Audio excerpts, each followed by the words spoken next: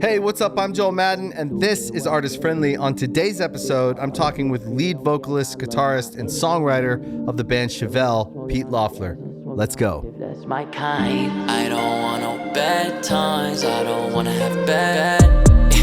And I really love being around like artists when they're making records and stuff. Any given week, there's a band or there's someone here making a record or starting a record or finishing a record, and I love being around that. Yeah. And you get to they'll ask you to come listen.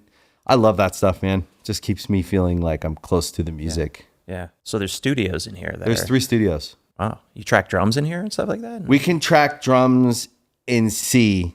Yeah. It's not a huge drum room though, but these days it feels like no one really needs a big drum room. Yeah. It's like because all the recording stuff Yeah. is so in the box, but True. you can set drums up and record them.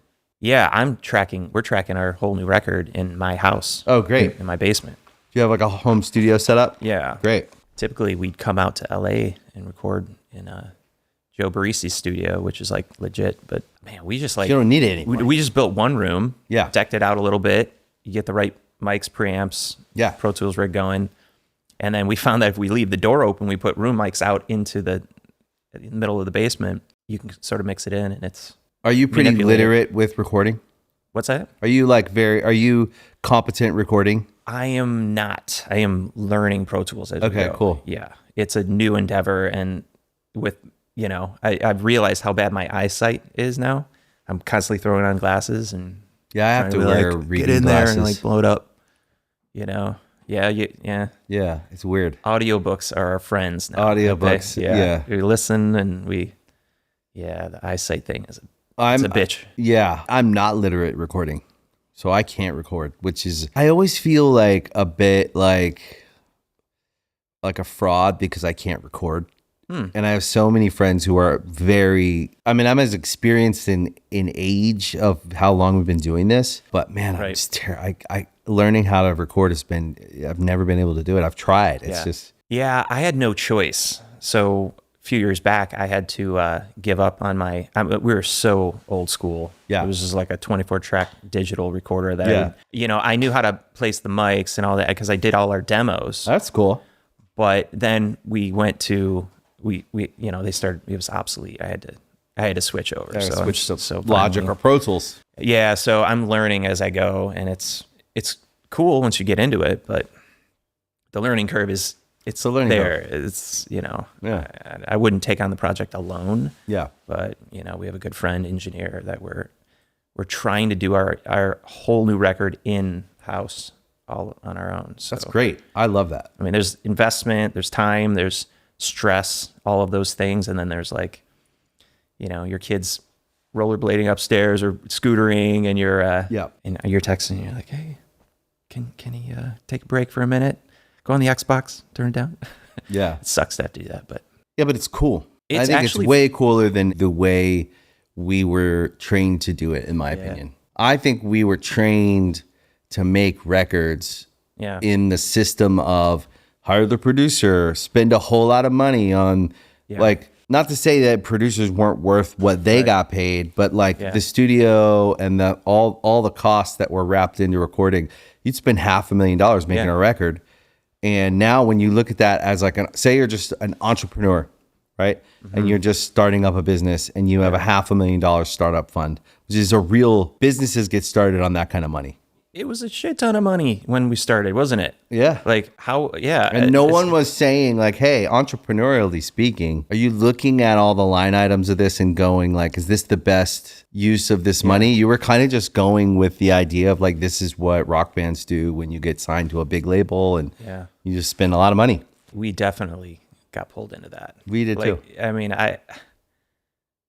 you should tell me your story and then I'll tell you mine briefly, because it's dude, we spent so much money on your first record, second record, every record. Until we got, what I would say is we matured by 30. I think it took my whole 20s for me to actually grow up. Yeah. And I think I was infantilized a lot by the system that they put in place. You were saying, the system, the ideas. I think you come from nothing. And you're kind of you come into this and you're what do I know? right? My instincts, what we don't give ourselves credit for, I think, is like our instincts get us there. Our choices get us there. Yeah. But then we get into a place where there's a bunch of professionals and they're like, this is what you do. They act as if. And you kind of like give them the power to make every decision versus like exploring and staying in your gut and going like, yes to that, no to that. There's probably like a balance, right? Like some of it was probably right. Yeah. Some of it was probably like excessive.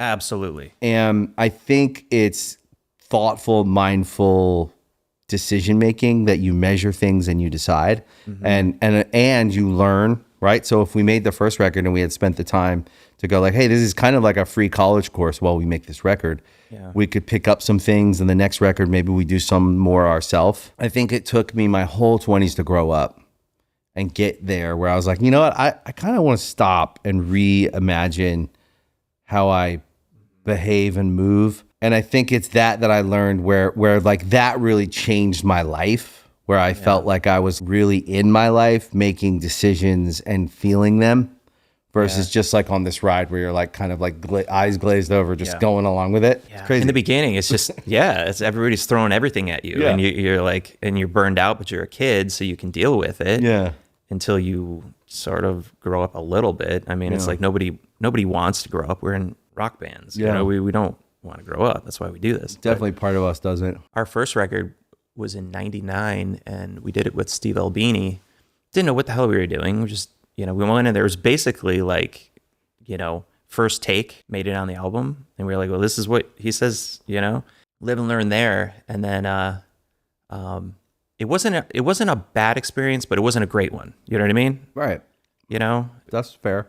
So learned a little bit, liked him a lot. I don't know, it seems cool. We just thought it was going to be like this magical process, right? On the first one. It wasn't. Anyway, live and learn. Can't listen to that record. Don't even promote it, whatever.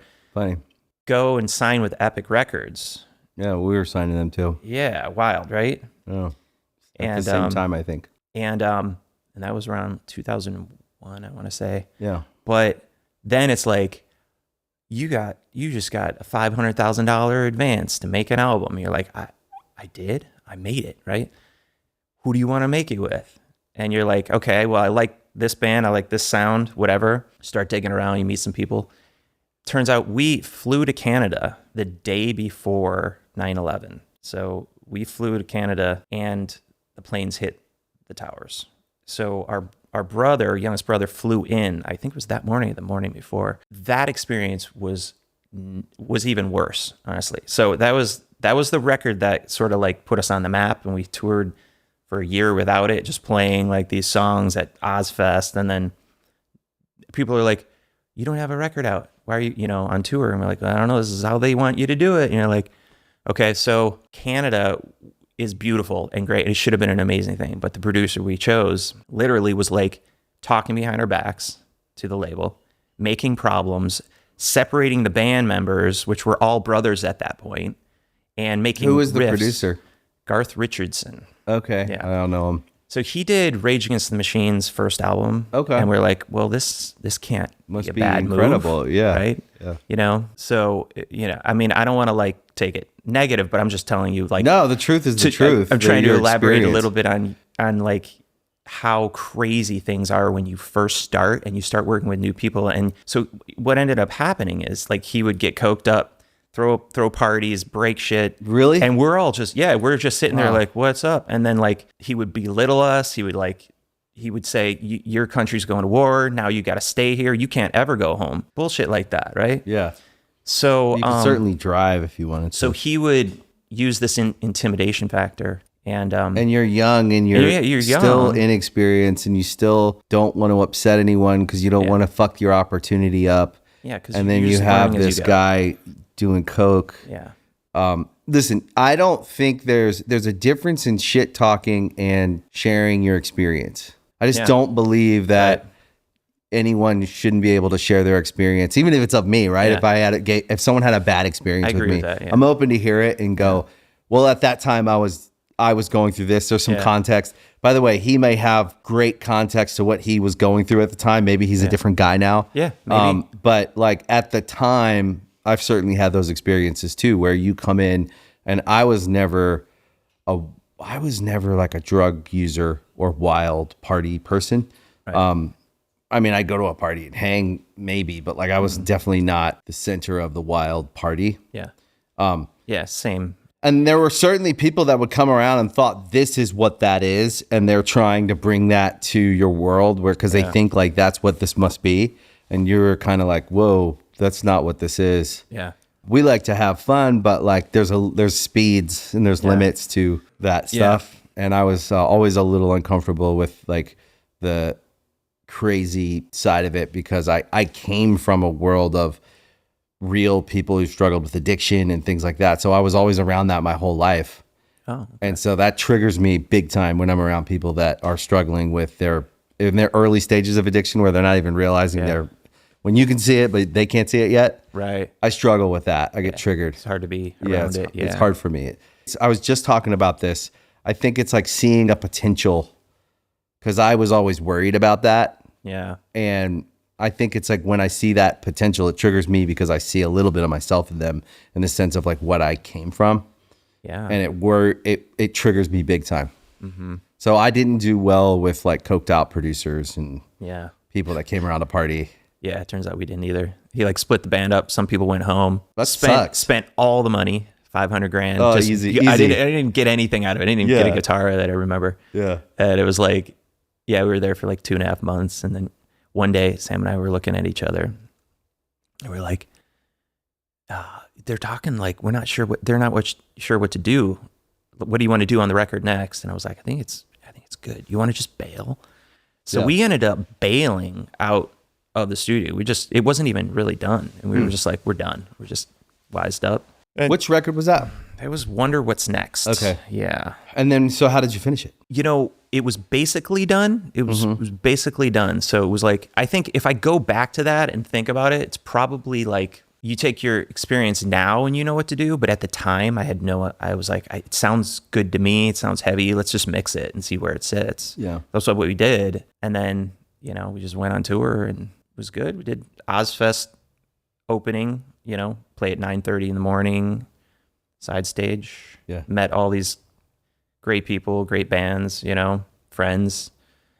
Everybody's doing the same thing, Ozfest was crazy. It was like, it was almost like if you could get on it, you were like, it was a different time. You were in a club. You were gonna do something. You're gonna move the needle. Yeah. It's what it felt like back then. Yeah, it was a real thing. Yeah. It was like a rite of passage to be able to get to do that. Yeah. So, but then the next year they invited us back to open the main stage. That was wild because it was like us, Korn, I want to say Manson, Disturbed, and then Ozzy.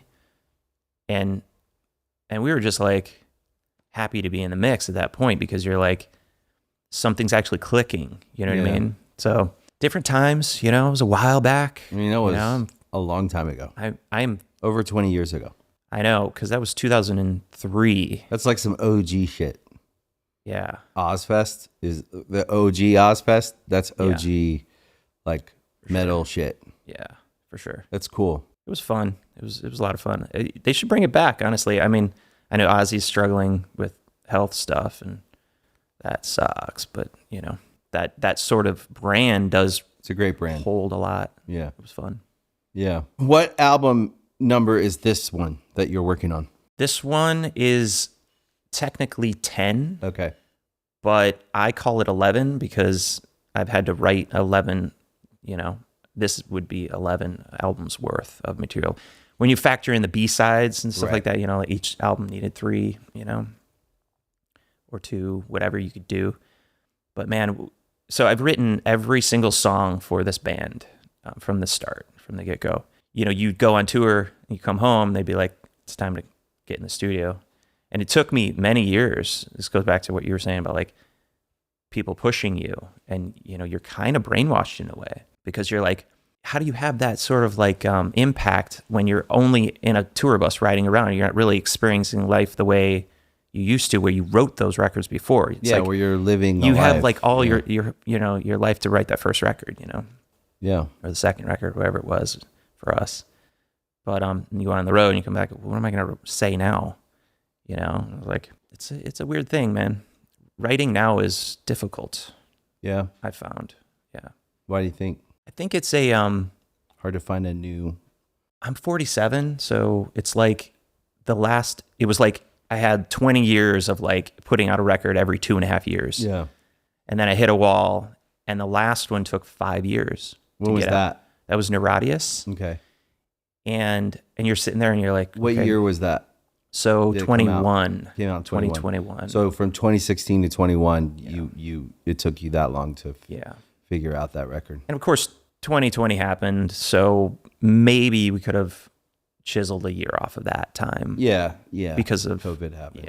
Yeah, I feel like that. We put a record out in 2018. We haven't put out a record since, and now we're talking about making a record, which I feel really good about. It's the first time in 6 years that I've kind of gone like, I kind of really want to write a record. And it's taken a long time to get there. Yeah. But I'm at a place now where I just let myself be where I'm at. Yeah. I'm not forcing it. Because when you have a family and you have, I really like that there's something more important than music in my life. Really like that. That's really interesting to hear, and it's kind of like calming to hear it too, as like being in the biz. And it's like we put out a record in 2021, and it was hard to move the needle then because the world was so crazy, really tough. And you're like, how do you I suspect you'll have a really good experience putting this next record out. I think it's a really good time for rock music. Yeah. And you guys are just like, oh, geez, you guys really have just this long, rich history, catalog, a depth of experience and knowledge, likely more bands that you don't even know, the bands you might not even be aware of that are like fans. Like, I think if you go out into the world with the next record, you're going to have a really good experience of what it means to be in Chevelle in 2024. You know what I mean? Appreciate that very much. I mean, that I feel like I've just been stumbling through it the whole time. I mean, that's what how I all of personally us feel. You know what I mean? That's how all of us feel. That's kind of what it means to be an artist and an entrepreneur and a self trial and starter. error, man. And it's just like no one knows. It's always foggy to some degree. But I think that when I realized like that's just how it feels, and I embraced kind of like the chaos of what we do. Yeah. And not knowing exactly how we're going to get there, but we're going to get there. I've started to enjoy that aspect of it where I used to be afraid of it because it used to kind of make me feel anxious and make me feel a little confused or whatever. And now I kind of feel like, oh, the chaos and the fog of going forward and trying to figure out what the next move is, I think it gets you back to the truth of the things, which is your gut and your instincts are really all you have. Yeah. As well as all your experience, which is decades. If you look at being in Chevelle and look at decades of experience as if you were in any other profession, a doctor, a lawyer, a scientist of some kind, someone who's a master of something. Sure. They've mastered cooking or they've mastered whatever. That experience means a lot. Mm-hmm. In music, it doesn't get accounted for all the time. Mm-hmm. They could say like, oh, it's cool, you guys have been around forever, but the actual real experience of being able to understand and make a decision and be accurate. That critical thinking aspect. Yeah, I think that comes with experience does. Yeah. There is something there. And I hear what you're saying. It's real. It's not nothing. It's stressful as hell, but it's definitely, there's something there. But I think you guys are going to have a really good time with it. I think you're going to have a lot of success with it. Yeah, I appreciate that. I hope so. I think so. I mean, on the last album, Neuradius, I was actually considering making it the last album for us, based on solely switching gears with the environment and trying to just go to something that's less stressful for me personally, which is like maybe to set the album aside for a minute and to just put out a song or two when they're done. So I work when I want to work, put out the song when it's feeling right. Because when you have to write and you think about an album of 10 songs, I have to weed through all the shit to get to those good parts. And then you have to refine those good parts. So you have to write 30, 40, 50 songs, whatever. And so you have a catalog of stuff you can go to, but it takes so much time to get through to the good stuff.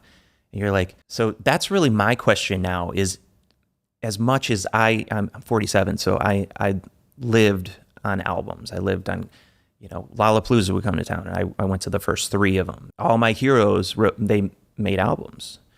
But now with streaming, and you want to, I remember we put out Neurodius, and it was 21, and I think it was right before we changed management or fired management. And they were like, well, yeah, okay, so you got to start working on the next thing because it's been a year, and that album's, it's tanked. It's done. That's a funny way of describing it. Yeah, and it was like we ultimately ended up leaving them, and we disagreed. And you can go on tour. Bands like us, we've been around that long. You can go on tour and just you can play. You have enough music. Yeah, and people will come out. They will, and they support. We have amazing fans. I'm sure you do as well. Yeah, and that's the sustaining factor of our whole career is these incredible fans that and then you'll see like a young generation of fans. Like for us, we've seen it like this new generation of like rock fans that are getting into music for the first time, and albums for the first time, and there's an energy around it that's pretty cool. But it's interesting to say an album tanked when someone like in the music business says that. I'm always like, tanked? It's a terrible description of it didn't end well with that management team. So there is a version of an album living and taking root somewhere over time, and so that's why I think you just got to make the album you love and put it out always, and then let it live. I think if you make art you love and you have had success before, so it's not like you're trying to see if your brand of art could resonate with people. You've already done that. Yeah. Now it's about making art that you think is cool, that you like, that you think is neat, that you like want to show people, and then let it live and breathe in the world and let it find its way. And did you ever find it difficult to write lyrics at times? You're just like in this stagnant place. Of course, like what am I going to write about? I ended up pulling from places I've never pulled from when I was like, all right, I don't know what to say anymore. So I'd watch I'd stay up late and I'd watch like a 60 minutes episode on this. This literally happened. Maybe it wasn't 60 minutes. It was some like late night show about Bernie Madoff, who this huge Ponzi scheme that he made. Yeah. And I'm like, okay, I don't think I care anymore. I'm just going to start writing shit, that I've experienced and see what happens, right? Yeah. And put my experience into those lyrics even more so than I used to, because you have to pull from everywhere. And I think along the way, my journey, I was like, I wasn't doing any other hobbies. I was just doing music. I didn't quit skateboarding, but it was like, you're getting older and you're like, okay, if I hit half pipe today, I could break a wrist. Yeah. You set things aside and you're only focused on music.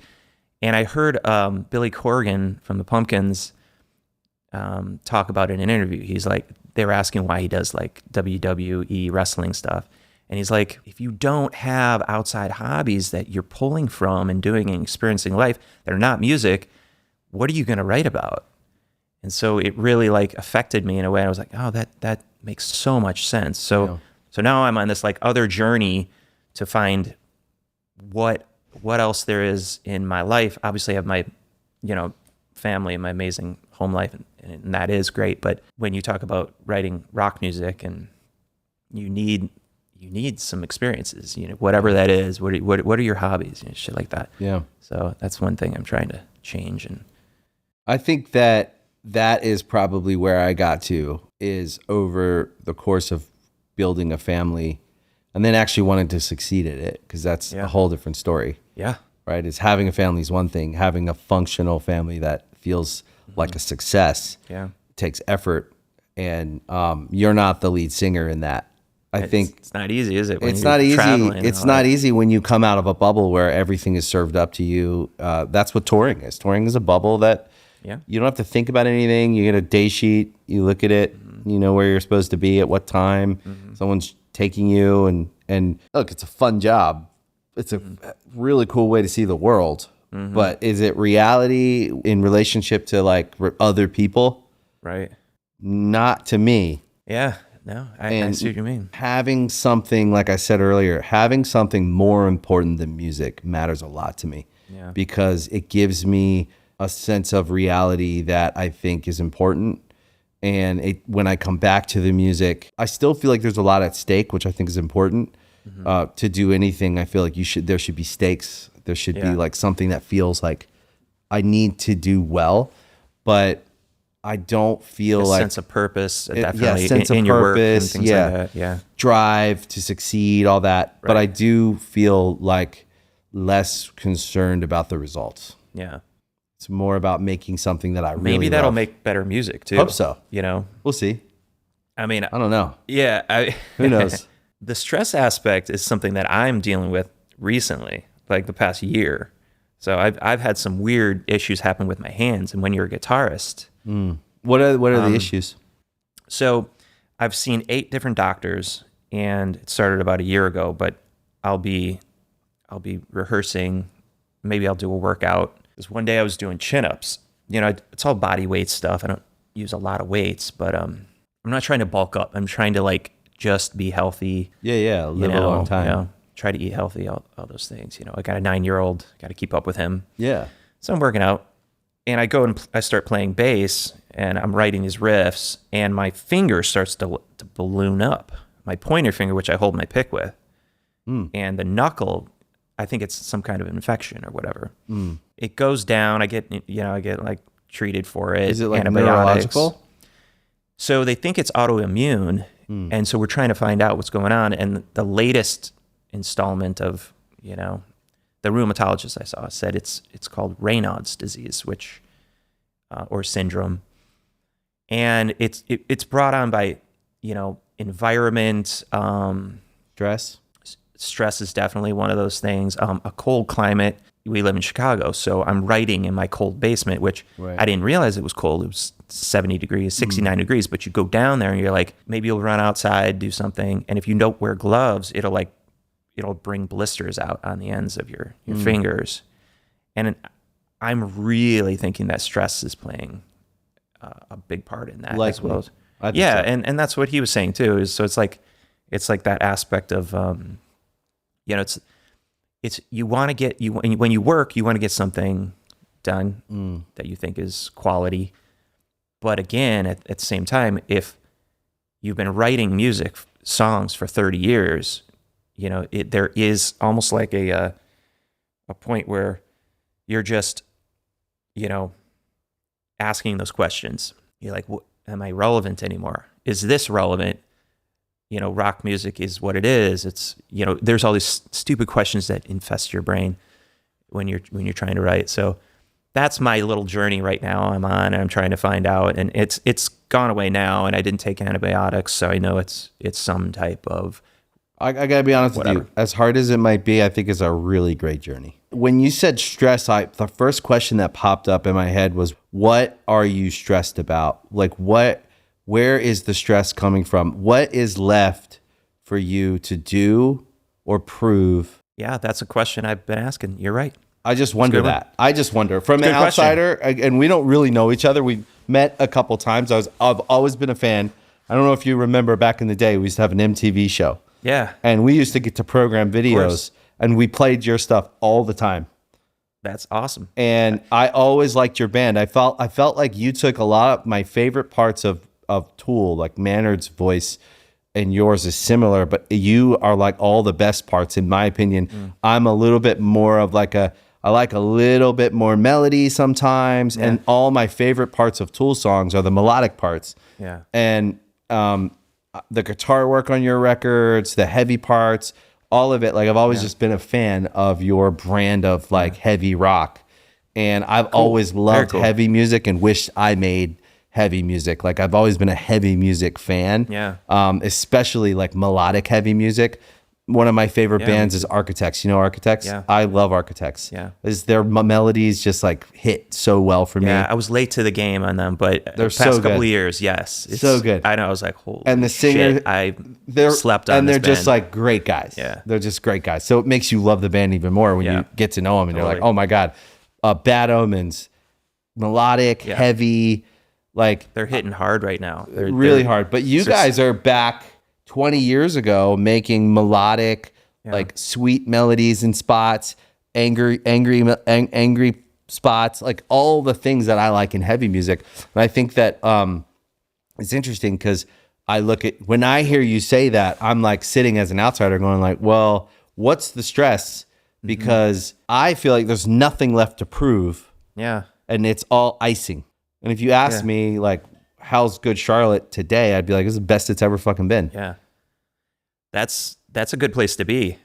Actually, it's funny you say that because I would say the same thing as far as the touring side of it. I would say the same thing. We're the happiest we've ever been. We've had some I bet it's ups bigger and than it's ever been downs with some other members, and it's been difficult here and there. That's people. You know, that's life. Yeah, that's like. But as of right now, as far as like clicking, as far as the live show goes, it's been you great. And your brother. Yeah, it's always been us too. I always kind of romanticize everything because I like to think in stories. And when I see brothers doing something, I really love it because it's like a hero story to me. Yeah.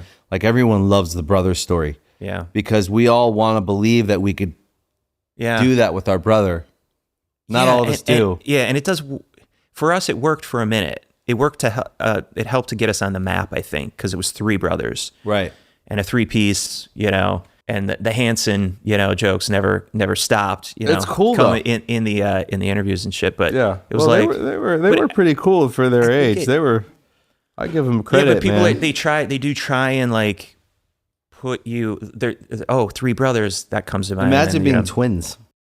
Yeah, how is that? Is that That's the thing everyone says. They're twins and they sing. Oh, that's great.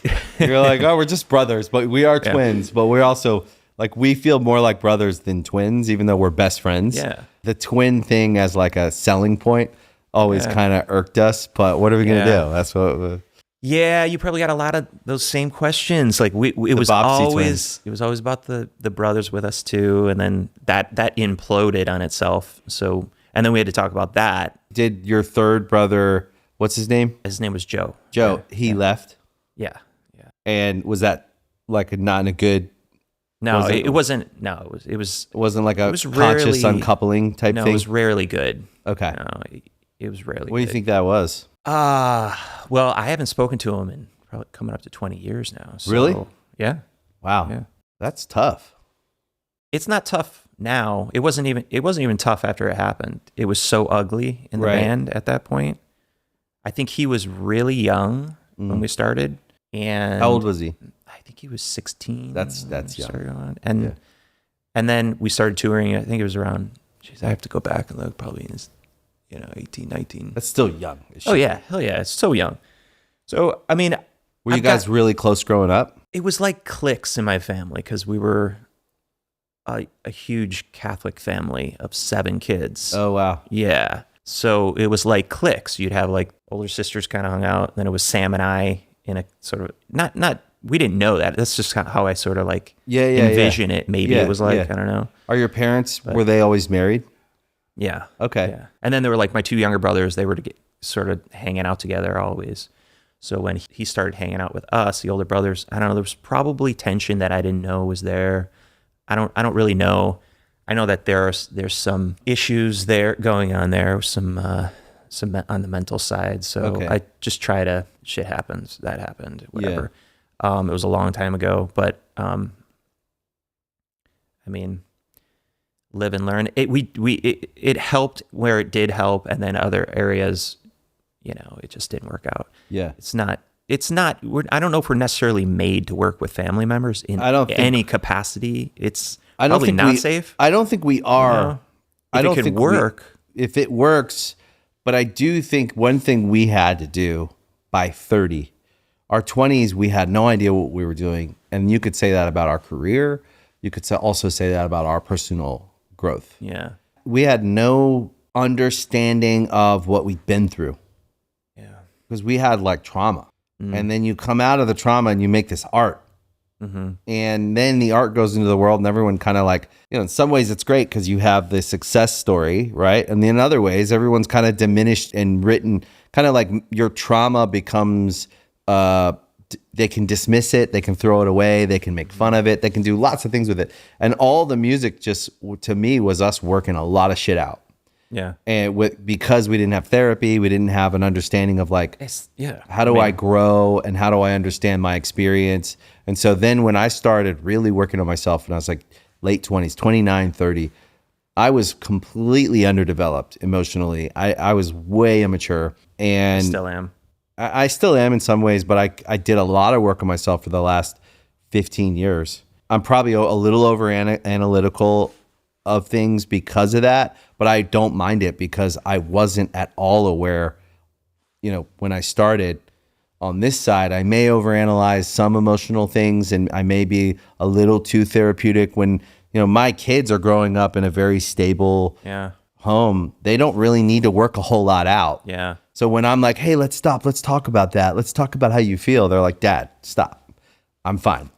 And I appreciate. I had none of that. Like neither did I. No one was asking me how I felt. That being said, me and my brother did not know how to communicate. And we did a pretty good job for kids who didn't know how to communicate and also didn't know how to process things, didn't know how to unpack anything, didn't know how to make a repair if we hurt each other, all that stuff. And we would have imploded, I think. But that's what drove us to like, I think I had met my wife and she was like the first person who was like, hey, maybe you guys should like go talk to someone and like work it out. Yeah. And then we did. And then it just started building on that. And now we have this great relationship where we never fight. We talk about everything. If he hurts my feelings, I'm like, that really hurt my feelings. And we'll talk about it. Yeah. And then it's done. And then that's healthy. Yeah. See, we tried that as three brothers. Yeah. We tried it multiple times with therapists just to make it work because, you work so hard to get somewhere. You're finally, okay. Hey, you want to.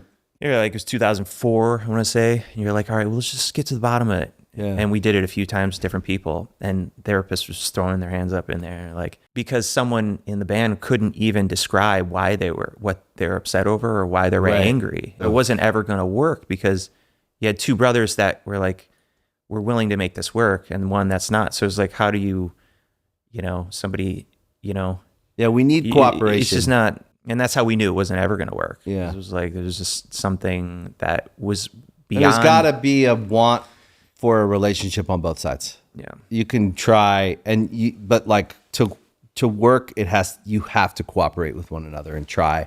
Yeah. And so it doesn't work if both sides aren't. I grew up in a very strict, very religious.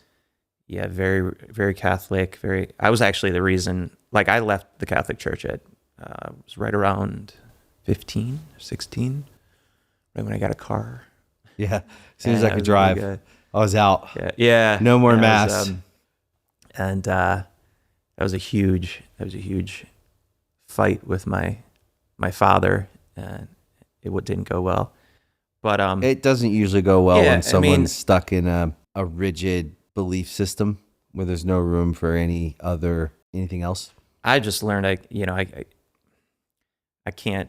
I don't even talk about it with certain people. Yeah. Because there's just, it's like Neil deGrasse Tyson said once. I don't talk about a certain topic for more than 5 minutes if it's feeling stressful in any way, because it'll turn into an argument. And he goes, "Why am I gonna argue?" Yeah. He's like, over certain topics. Of course. Yeah. And you're like, okay. And I've just kind of adopted that a little bit. And like, if it starts to go that way, beliefs are your beliefs, whatever you personally hold, and I actually listened to the M Shadows interview you did with him. I love Matt. On this podcast. Yeah, I love Matt. I have him upon your podcast, and because I like music podcasts, comedy, and psychologically, like paranormal, but also like self-help. So those four things, and you doing this with other musicians, that's the key. I kind of eat it up because I live in Chicagoland, so I don't live in LA, I don't live in New York, so I have a lot of friends in the biz, but not a lot of them in my home city. And so I eat it up when I hear people's stories, other musicians. Yeah. And your conversation with him was really interesting. It was he's the best. But I eat it up too because I love talking to other musicians, and these are the conversations we'd be having if we were backstage. If you guys were playing some festival and we haven't seen each other in 20 some years, and I'd be interested in talking to you. But a lot of times in real life, things come between that. Mm-hmm. And so I wanted to do this because I'd been having those kind of conversations when I got the chance to. Yeah. And I always got a lot out of them because I found other people's experience really inform my experience. And then maybe there's aspects of things I didn't quite understand, but you share something and it makes sense to me. And then I go, oh, I just have a new perspective that's going to live in my brain and work itself out. Well, certainly in the music business, it's so small, really. And it's obviously big. I mean, there's more songs being uploaded to Spotify and the streamers every day than there are, whatever, more and more every day. But especially when we started 20 some years ago, it seemed like it was small. There's this like group, even though it was like, there's a lot of people involved, but it was still like everybody knew everybody almost. It was like, and you mentioned, you're like, you were in your style of music and he was in his, in more of the metal genre or whatever, that people might be surprised that you were good friends. Yeah. I think that's why this resonates so well, is because as a musician that's been in this career for so long, to hear someone else talk about their struggles in the beginning or even still, it's so therapeutic. As I'm working on, I'm just like, holy shit, they dealt with signing their publishing away too, like we did, or we got it back eventually. But yeah, good. I'm glad. We signed for 8 records with Epic Records back in the day. That's what it's terrible. And we finished that contract. Unbelievable. So to hear like other people go through things like that, and anyway, I think it's I love that. That's the whole reason I do this. I get so excited every time I have every new, like driving here, I have a whole process because I don't prepare for conversations. I just listen to the music, and that's my whole preparation. I'll just listen to your music last night and this morning and just get back in my Chevelle mind. And then hearing it on the TV show that you had, which by the way, when you guys got that, Sam were like, fuck man, this is how you do it. They're doing it right. They have a TV show on MTV. We just try. It was just like, we've always tried anything we could. It was huge. Stuff. I mean, it was cool. It was cool. Yeah. Well, you mentioned going with your gut before. Yeah. And that is definitely something that my brother and I have tried to do as well. I mean, you really do. If you can apply that, maybe you can put something out that you really love. And that's really what's scary is like, as an artist, is like when you start out, it's like you are being pulled. So you have to go with your gut, because you have to play that shit every night, and you have to be okay with what you put out because it's part of your legacy. And then you can say, well, does legacy, it's not everything. So you have to also take those hits sometimes when you put out a bad video or something like that, which I hate videos. I hate videos. I hate making videos. I didn't like making videos in the beginning. I don't like it. And I still don't like it either, but I like it a little more now. The last couple were good, decent, but that's something. You're living and learning, and anyway. So I mean, don't change your art for anybody. Go live and die on your in your time, right? And I think it's like lean into how you feel. Lean into the feeling. The more you can lean into the feeling and run away from overthinking something. Yeah. And just lean into the good feeling. Lean into the good feeling. And I think you'll, on the other side of it, you'll have something that feels good. Yeah. I think that's especially true with music. Yeah. Because we're creating, sound, but it can give you feelings. So whatever that is, you can run the gambit. So Sam and I used to say all the time to each other in the beginning, we were like, dude, I think we won the lotto a little bit. And maybe that's like good and bad in a way, because we were looking around and seeing so many bands that wanted to, I don't think you guys won the lotto. I think to feel lucky is a great feeling. It's gratitude. Yeah, I think that's what it was. But like, man, you guys are good. Well, I appreciate that. I'm not good at taking a compliment. I know. No, I appreciate that. Most people very aren't much. Most artists aren't. It's funny. But like, I also feel compelled like to say things when I see someone. Yeah. And I used to like maybe hold back. I think you guys I think the feeling of gratitude is great. So to feel like I won the lottery, that's how I feel about my fucking kids. I just feel like I hit the lottery. Yeah. The good kids, right? But the truth is like with this is there's some luck involved, but we had to go down the road and keep showing up and keep working past the no's or the disappointments along the way and to meet the opportunities that we met. I don't know that it would have gone the same if it was someone else. I think you guys are good. Well, trying to do it one more time. I think you just got to do it. We'll see, Yeah, 5 years in the last one, and I'm trying to do this one in I was 21, so it's not 24. Yeah, I mean we've tracked 10 full length songs at this point for the new album. We signed a new contract to put out one more, so we're in the process of finishing that up. So there's definitely one more coming. It's great. I don't know. Do you think I'm crazy when it comes to if you're starting to put out a song when it's done, like I was saying, instead of waiting for a finished album? No, not at all. You know what I mean? I think that you should listen to that, and if you want to do it, you should just do it. Something to try and see what happens. It can't hurt. It's just something I'm thinking about, because like maybe not spending all this time to get a body of work where you have a body of work already to tour on, where we already don't play all these other songs, and I'd like to. I think you should do whatever the fuck you want when you want. Fuck yeah. I think if you write a song and you're like, this is badass, I want to put it out, I would put it out. Yeah. It's not like you're going to stop making more songs. Let's do it right now. I'm going to pull my phone out. Let's debut it. I think there's something to that. And I think that you should listen to your feelings when it comes to things like that, because there's no downside of doing that. There's zero downside. Yeah. Try some new shit, right? And I think it's cool. I think it's modern and cool.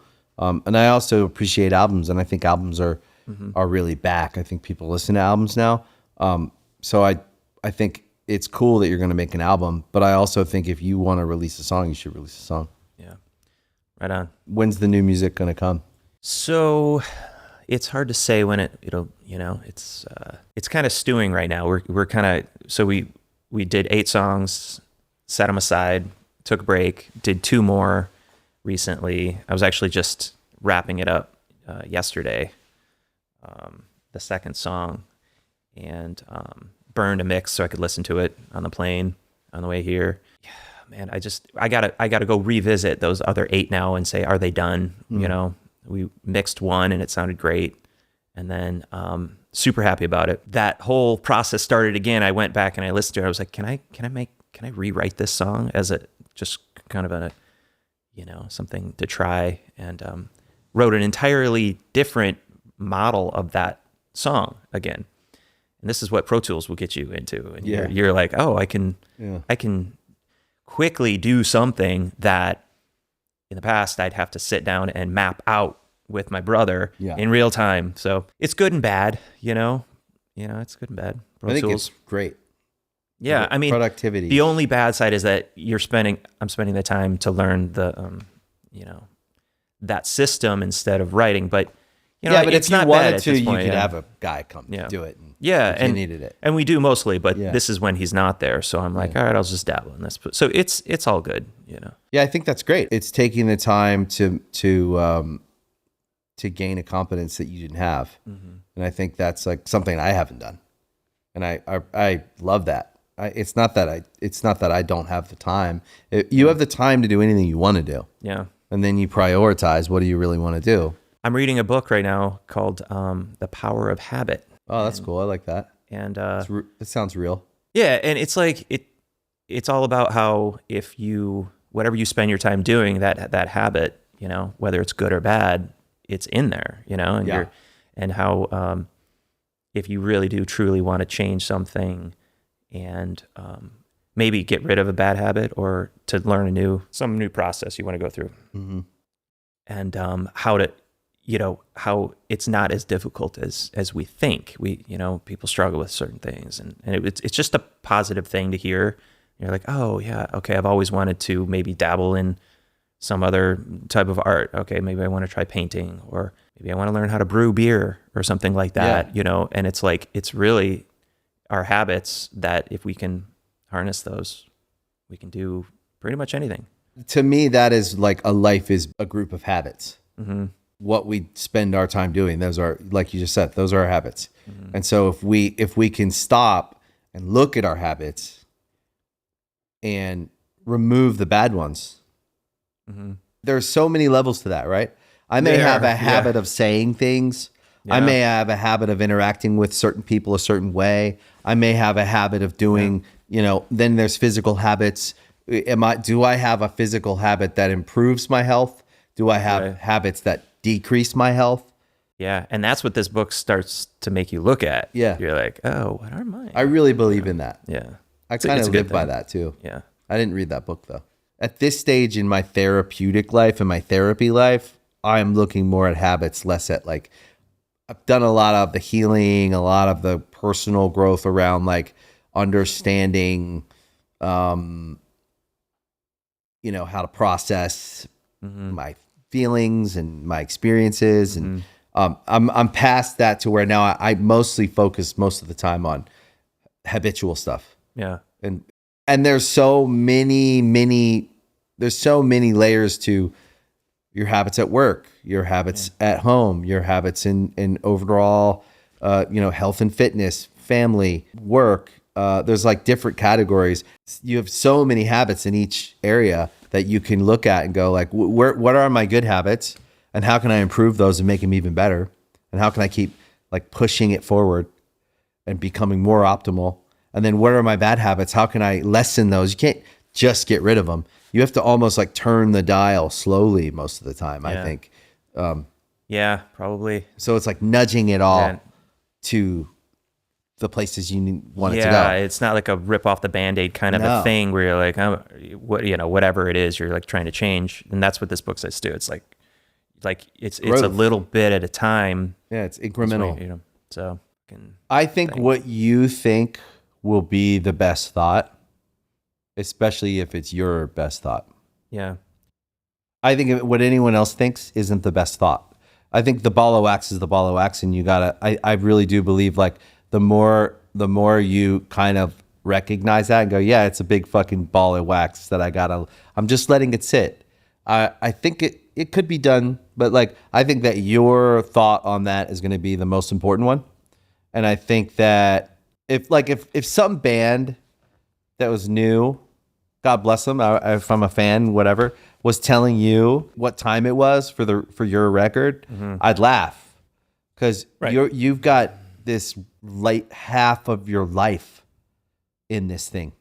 You've got so much experience and an understanding of this thing. It makes me remember something.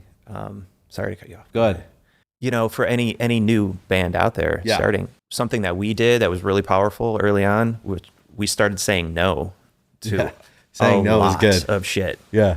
And in the beginning, it's like you don't know necessarily what is the most important. So you do everything or you push and pull. But when we started saying no, we were like, okay, so you actually get that time to reflect on whether or not you thought it was going to be good anyway. Yeah. So, and in so many areas in this business, you got to say no. Got to know what no feels like. Yeah. I mean, we pulled the plug on videos because we showed up and it was the wrong thing. It was like, oh, it morphed in this guy's head to what he wanted to do instead of ours.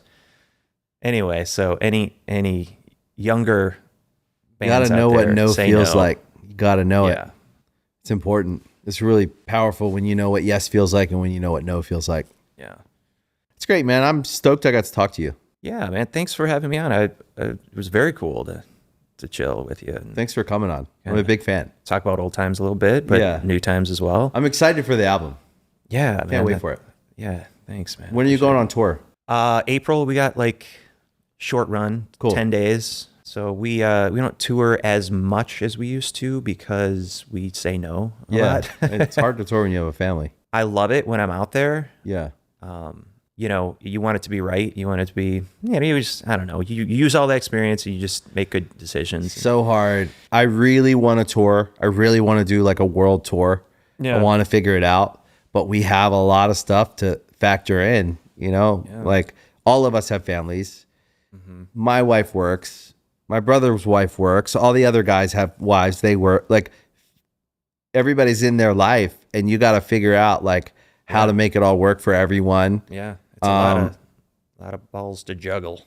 And then how long can you do? Like what's your limits on like how do you work that out? Yeah, it's crazy, dude. We usually try and cap it at 3 weeks. That's smart because we know it goes to 4 weeks. Yeah. So it's usually at a month. Week over, yeah. So you're out for a month, and okay, I can do 4 weeks. But yeah, we did a run with Korn and Code Orange. Oh, cool. A little while back. I actually listened to that Jamie Morgan. Yeah, I had Jamie on. Yeah, Code Orange. I really like him. He's nice. Yeah, I got to know him a little bit on the road. They're a great band. Yeah. Heavy as fuck. They are heavy. Those dudes really, they care so much about what they do. Yeah, they do. That you can't deny it. Yeah. And well, I can't wait to hear the record. Yeah, man. I'm definitely gonna listen now and go like. I hope you like it. I hope people dig it. I mean, that's all like it. Yeah. Yeah. I hope I like it too. I think you will. Appreciate that. Nice work. Good job. Man, awesome, man. Thanks for coming. Yeah, thanks for having me. I hope you enjoyed today's episode of Artist Friendly. If you really liked it, you can follow, like, subscribe to the show anywhere you listen to podcasts, Spotify, Apple, Amazon. We appreciate your support, and we'll see you next time. Bad times.